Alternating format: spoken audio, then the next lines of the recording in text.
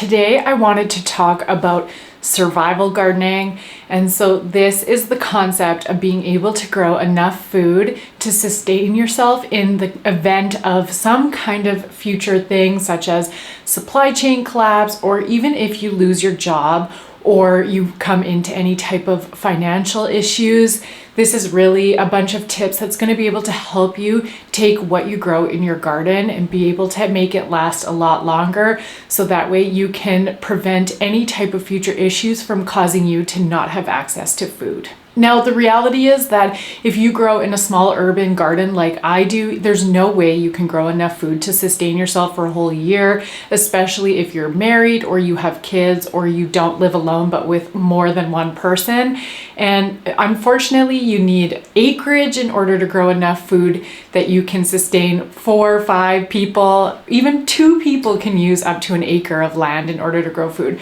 But there are different ways that you can preserve your food and store it so that way you have access to food year round. This isn't about thriving only on your garden food, but rather being able to survive while you get access to exterior inputs. And again, this is just a way to make you a more well-rounded gardener and just to have some ideas in your mind on what you should be including in your garden in order to make sure that you can stay healthy, just because we never know what the future holds. And I'm not saying that the apocalypse is coming, but you just never know. And if you know how to grow a garden and you have seeds and you know what to do, then you may as well have all of the skills that you need to help you survive in any event. If you're new here, my name is Bree from Urban Gardening Canada, and I garden in Ottawa's Zone 5. These tips are all in order. One builds on top of the other one. And so it's really important to stay till the end of the video if you really want to get all of the tips and skills for this. And I don't believe the world is ending, but I still think that these are really important tips for you to think about to put in your garden, whether there's a future event happening or not. These are all really useful tips. So with that, let's get into the first tip. And this one might be or should be the most obvious, and that is to grow really fast growing food. So get familiar with which vegetables grow quickly. So this includes radishes and salad greens such as lettuce, spinach, and kale, especially because you can eat them as baby greens. There's some turnips with quick days to maturity. And so having a selection of seeds in your collection that have a quick days to maturity, because you can even get some peppers that are only 65 days while others are 85 days. And so those 20 days really matter. And so making sure that when you're selecting seeds to include in your collection, that you're looking for ones that have a short days to maturity. So this way you can plant them, and then within 30 days, you are going to have food and you'll be able to start eating something. And so this is a really important first step for you to take. Okay, and so now you're getting access to food quickly. And although there's nutrition and nutrients in this food, they actually aren't very calorie dense. And so it's important to do 2 things. The first is that when you sow these seeds that are quick growing, that you also are planting a succession. So that means planting beans or other mid-growing vegetables that are going to be ripe after your salad greens are ripe. But it can be anything: beans, corn, tomatoes, whatever you want, but you're going to want to sow something else at the same time. And then the second thing that you want to do is make sure that you are succession sowing your lettuces and other salad greens, so that way you have a continuous flow of food coming in. But these are nutrient rich, but not calorie dense. And so your second step is to make sure that you are planting calorie dense foods, because you aren't going to be able to survive on just lettuce and spinach, because you're going to get hungry really fast. And so calorie dense foods include edamame, parsnips, white potatoes, sweet potatoes, and broad beans. And so the good news is that a couple of these are fairly quick growing. However, sweet potatoes are a long season crop. And so you do want to make sure that you're planting them right away, so that way you're planning ahead for the future. And so adding these specific vegetables to your garden alongside the quick growing ones means that you are going to get food quickly, you're going to get the nutrition, but then you're going to get the calories coming up after that. after that is to focus on nutrient dense foods. And so yes, there is nutrition in these foods that I've mentioned before, but you really want to make sure that you are getting the full breadth of nutrients to make sure that your body can stay functioning well. And so the best way to figure out which ones have the best nutrition in them is to plant the most colorful vegetables. So we're talking rainbow chard, rainbow carrots, even purple tomatoes have a wider amount of nutrition in them than red tomatoes do. And so that is focusing on making sure you own seeds of rainbow varieties, because all of those bright colors are antioxidants in your vegetables that are giving them those bright colors, which means they're helping you fight any of the bad guys in your body. And so focusing on your rainbow vegetables is a really simple way to make sure that you are getting the right amount of nutrition. However, focusing also on proteins is important. So planting any type of your broad beans or your edamame is a guarantee to get your protein in. Well, also you can plant chickpeas or any type of legume. These are going to be a lot longer versus your broad beans are a quicker crop. So just making sure that you mix in all of these different proteins as well as the nutrients that you get in any of these rainbow vegetables. Okay, step 4 is to be able to know how to store these vegetables that you're growing, because of course you can't just eat them fresh, because what are you going to do in the fall, in the winter, and the springtime? And so you have to learn how to store your vegetables. And so there's a lot of different ones that can be stored just in a cold room. So this is your onions, potatoes, any type of winter squashes. These carrots can all be stored in a cold room, so you can have those ones fresh. And then you're also going to want to learn how to process and freeze, dehydrate your vegetables, and even if you can water bathe them or pressure can them so that way they can stay in your pantry.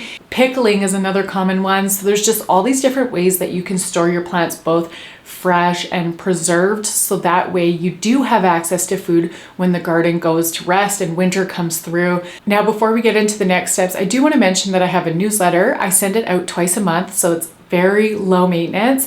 And every single newsletter I talk about what's new on my blog, what's new on YouTube, and then I give you some kind of interesting topic for that newsletter. I've done the hierarchy of chickadees. I've talked about biodiversity in your garden, planting out your cold hardy crops earlier than everybody else to make sure that you're getting an early harvest. And I'm going to be talking about some insects that you might not have heard of before, just to keep an eye out in your garden. So if you're interested in signing up for my newsletter, I will put a link to it below, and let's get back into the video. So one thing that you do want to think about when you're picking out your plants is to pick plants that are also self-pollinating. So some plants are going to require pollinators while others are self-pollinating, such as peppers and eggplants can either be pollinated by insects, but they are also self-pollinating. And so you really want to think about that, because if you are truly growing a garden because something has happened in the world that you need to be growing your own food, we can't necessarily rely on pollinators being in bountiful populations. And so it's really important that you do find varieties that are self-pollinating, so that way you don't have to worry about not having enough insects around and then all of a sudden not having enough food. So this is definitely something that you want to think about and incorporate into your garden. Okay, so the 5th step is incorporating medicinal plants into your garden. And so you're going to want to incorporate any plants that are medicinal, can be used as salves, or even if you want to make teas to drink for yourself, you are going to want to include these. And so it's important to make sure that you really know what you're growing and what you're using, because of course plants can be poisonous, but we've also been using plants as medicine for thousands of years. So there is a ton of information out there. So really it's about building up your knowledge right now on what plants are good for you and good for your body, so that way you can treat any type of minor cuts or scrapes or any skin issues. All these medicinal plants can help you out in case of any type of issues where you don't have access to certain medicines. So incorporating this into your garden is going to be super beneficial. Now, the 6th step is including fertilizing plants in your garden, because if you don't have access to fertilizer from somewhere else, you do want to make sure that your soil is at the peak of its health, and this is by including fertilizers. So of course you can make a weed fertilizer where you're picking dandelions and you're going to ferment them in water, and that is really nutritious for your soil. But you can also be growing things like alfalfa, stinging nettle, or comfrey, and so these plants will just help make sure that everything you do in your garden is all full circle, so you have access to everything and you don't need to look outside of your property for this. And you can grow items like comfrey in a small urban backyard, so that's not anything that you need to worry about. And the other option is to make your own compost from both your yard scraps and your food scraps that you use in your kitchen. And this will help you get new soil that you can put into your garden in order to keep your plants healthy, so that way you have access to food. So this brings me into my 7th tip or step, and that is it's really important to learn how to save your own seeds, because you're obviously not going to have access to the internet of looking up and buying seeds from it if there is anything that goes wrong, or even if you come into some kind of financial issues or lose your job, you might not have the budget in order to buy seeds. And so it's just better to learn how to save your own seeds. Plus they do better in your own backyard or in your climate, and so there's so many benefits to learning how to save seeds. And this takes a long time to learn because every single plant grows differently and puts out seeds differently. So it's definitely something that you want to be starting now and getting into practice of, so that way in the future you do know how to save them and you have a future supply for yourself, so that way you're guaranteed to have food every single year. And the final step is learning how to forage, because you're not going to be able to get everything that you can in your own backyard. And so going back to nature and going back to the forest is a really good thing. There are a lot of rules when it comes to foraging, so you have to be very much in the know about what you're doing, not to be spreading invasive plants, not to be picking any protected plants, do not over harvest from plants. There's a lot of rules, so really I take the time to get the knowledge in order to forage and know how to respect the land and do it properly. This is really important. And especially if you're going to forage for mushrooms, this is something that you cannot take lightly, because there are mushrooms that will poison you. We're talking they can kill you, they can make your organs go into failure. So it's really, really important that you either learn to forage from someone who's a professional or you take your time to study it properly.